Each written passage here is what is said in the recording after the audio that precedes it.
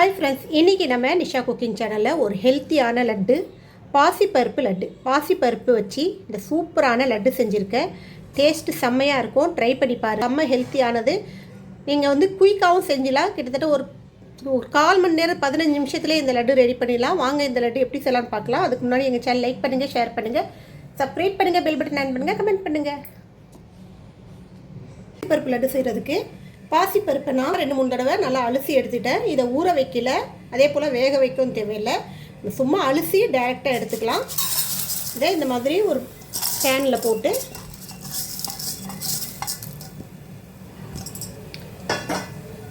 நல்லா ஃப்ரை பண்ணி எடுத்துக்கலாம். நம்ம இதை ஃப்ரை பண்ணுறதால துணியில் போட்டு ட்ரை பண்ணியெல்லாம் எடுக்க தேவையில்லை. அப்படியே டைரெக்டாக பேனில் போட்டோன்னா தண்ணி தானாக டைரக்ட் ட்ரை ஆகிடும். இந்த பருப்பும் நல்லா நம்ம வாசம் வர அளவுக்கு ஃப்ரை பண்ணி எடுத்துக்கணும். இப்போ இந்த பாசிப்பருப்பை நல்லா கைவிடாமல் வறுத்தாயிடுச்சு. இதுலேருந்து ஒரு நல்ல அரோமா வர ஆரம்பிச்சிருச்சு. இந்த அளவுக்கு வறுத்தா போதும். இப்போ இதை நம்ம வேறு ஒரு பிளேட்டில் விட்டுடலாம். இப்போ அடுப்பில் அதே பேனை வச்சு 1 ஸ்பூன் அளவுக்கு நெய் ஊற்றிக்கிங்க. இப்போ இதில் கொஞ்சோண்டு தேங்காய் வந்து ஒரு பத்த அளவுக்கு எடுத்தால் போதும். நம்ம வந்து 100 கிராம் அளவுக்கு நான் பாசிப்பருப்பு எடுத்திருக்கேன். அதுக்கு தகுந்த மாதிரி தான் நம்ம நட்ஸு தேங்காயெலாம் எடுக்கணும். ஏன்னா பாசிப்பருப்பு தான் நமக்கு டாமினேட் பண்ணும், மற்ற நட்ஸ் எல்லாம் டாமினேட் பண்ணக்கூடாது.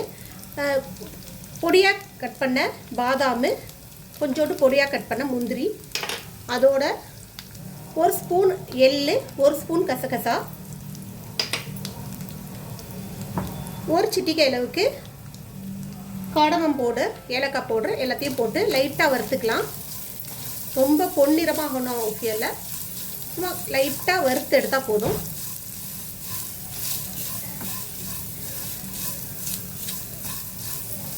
இதெல்லாம் ட்ரை நட்ஸு நம்ம அந்த பாசிப்பருப்பு லட்டோட சேர்க்கறதுக்காக.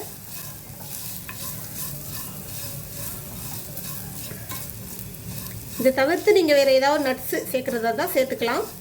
வால்நட் சேர்த்துக்கலாம், பிஸ்தா சேர்த்துக்கலாம். அப்படி இல்லைன்னா இந்த மாதிரி நட்ஸு உங்களாண்ட இல்லைன்னா பொட்டுக்கடலை, வேர்க்கடலை இதெல்லாம் கொஞ்சம் க்ரஷ் பண்ணி சேர்த்துக்கலாம். நம்மகிட்ட எது இருக்கோ அதை வச்சு இதை செய்யலாம். இப்போது இது ஓரளவுக்கு நம்ம வறுத்துட்டோம், போதும். இப்போ இது இன்னொரு பாத்திரத்தில் மாற்றிக்கலாம். நம்ம இதே பாத்திரத்தில் வெல்லம் எடுத்துக்கலாம். வெல்லம் வந்து ஒரு 40 கிராம் அளவுக்கு எடுத்துருக்கேன்னா, ஓவர் இனிப்பாகவும் இருக்கக்கூடாது, கொஞ்சம் லைட்டாக இனிப்பு வந்து கொஞ்சம் கம்மியாக இருக்கணும், ரொம்ப இனிப்பாக இருக்கக்கூடாது. இதில் கொஞ்சோண்டு தண்ணியை ஊற்றி வெல்லத்தை கரைச்சி மட்டும் எடுத்துக்க போக. நம்ம வெல்லத்தில் தூசி எதாவது இருந்துச்சுன்னா நான் வடிகட்டி எடுக்கிறதுக்காக. இதை நீங்கள் கொதிக்க வைக்க தேவையில்லை, அதே சமயத்தில் பாகுப்பதெல்லாம் தேவையில்லை, சும்மா கரைச்சி எடுத்துக்கிட்டால் போதும். இப்போ ஆறுன இந்த பருப்பை ஒரு மிக்ஸி ஜாரில் போட்டு பவுட்ரு பண்ணி எடுத்துகிட்டு வந்துடலாம்.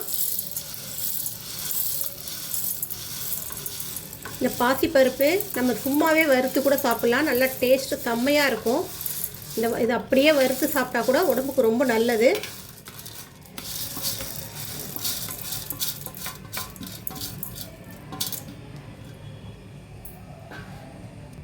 இப்போ இந்த பாசிப்பருப்பை இந்த அளவுக்கு பவுடராக அரைச்சிட்டு வந்தாச்சு. நம்ம ரொம்ப ஃபைன் பவுடராக பண்ண முடியாது, கொஞ்சம் லைட்டாக இந்த மாதிரி கொரன்னு இருக்கும், பரவாயில்ல. இப்போ இதை ஒரு பவுலில் மாற்றிக்கலாம்.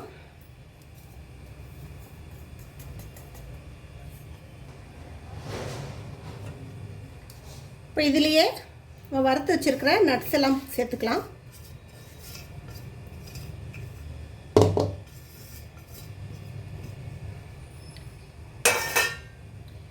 நம்ம இதை கையால் மிக்ஸ் பண்ணணும்.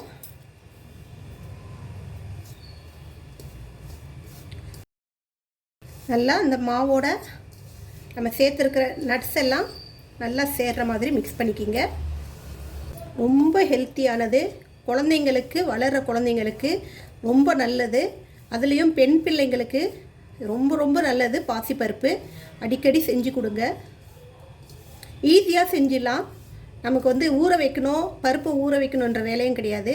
அதே சமயத்தில் வேக வைக்கணுன்ற அவசியமும் கிடையாது. பருப்பை நம்ம அலசிட்டு வறுத்து எடுத்தாலே போதும். நம்ம இந்த லட்டு செஞ்சிடலாம். இதுக்கு நமக்கு வந்து கண்டிப்பாக நட்ஸ் எல்லாம் இருக்குன்னு அவசியம் இல்லை. தேங்காய் இருந்தால் போட்டுக்கோங்க, அப்படி இல்லைனாலும் பரவாயில்ல. இதை நீங்கள் கிட்டத்தட்ட 1 மாதம் வரைக்கும் ஸ்டோர் பண்ணி வைக்கலாம். தேங்காய் மட்டும் அவாய்ட் பண்ணிட்டீங்கன்னா, தேங்காய் இல்லாமல் செஞ்சிங்கன்னா கிட்டத்தட்ட 1 மாதம் வரைக்கும் இந்த லட்டு நீங்கள் ஸ்டோர் பண்ணி வச்சு சாப்பிட்லாம். ஸோ தேங்காய் போட்டு செய்கிறவங்க கொஞ்சம் கொஞ்சமாக செஞ்சு வச்சு சாப்பிட்ருங்க.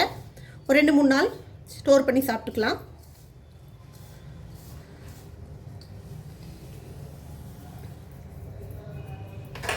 இப்போ இதில் நம்ம கரைச்சி வச்சுருக்கிற வெள்ளை கரிசலை கொஞ்சம் கொஞ்சமாக லைட்டாக போடுங்க, நிறைய சேர்த்துறாதீங்க. நம்ம அது லட்டு சேர சேர ஊற்றிக்கலாம்.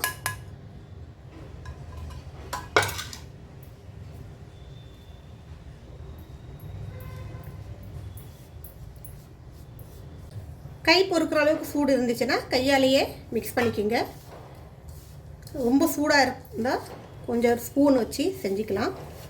கை பொறுக்கிற அளவுக்கு சூடு இருந்துச்சுன்னா போதும். இப்போ இதை வந்து நம்ம ஊற்றும் போதே லட்டு பிடிச்சி பார்க்கணும். நமக்கு அந்த லட்டு பிடிக்கிற பதம் வந்துச்சுன்னா நம்ம வந்து அந்த வெல்லம் கரிசலை ஊற்றுறதை நிறுத்திடலாம்.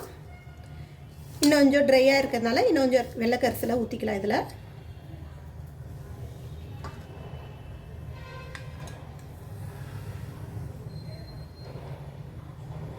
எல்லா வயதினரும் சாப்பிட்லாம், வயதானவங்களும் சாப்பிட்லாம், சின்ன குழந்தைங்களும் சாப்பிட்லாம். எந்த ஒரு சைடு எஃபெக்டும் வராது. டேஸ்ட்டும் நல்லா சூப்பராக இருக்கும், நல்லா ஹெல்த்தியானது கூட. இது நமக்கு லட்டு பிடிக்கிற மாதிரி வந்துச்சா, அவ்வளோதான், லட்டு பிடிச்சிடலாம். இதை நீங்கள் சிறு தொழில் செய்கிறவங்க கூட இந்த லட்டு வந்து ரெடி பண்ணலாம். ஸோ சின்னதாக பிஸ்னஸ் செய்கிறவங்க கூட செய்யலாம். இந்த மாதிரி லட்டு பிடிச்சிக்கிங்க. இந்த மாதிரி குட்டி குட்டியாக லட்டு பிடிச்சி வச்சுக்கிங்க. ஒரு லட்டு சாப்பிட்டாலே போதும், அந்த அளவுக்கு ஹெல்த்தியானது. இப்போ நம்ம அடிக்கடி குழந்தைங்களுக்கு இந்த மாதிரி கொஞ்சம் ஹெல்த்தியான பொருட்கள்லாம் செஞ்சு கொடுங்க.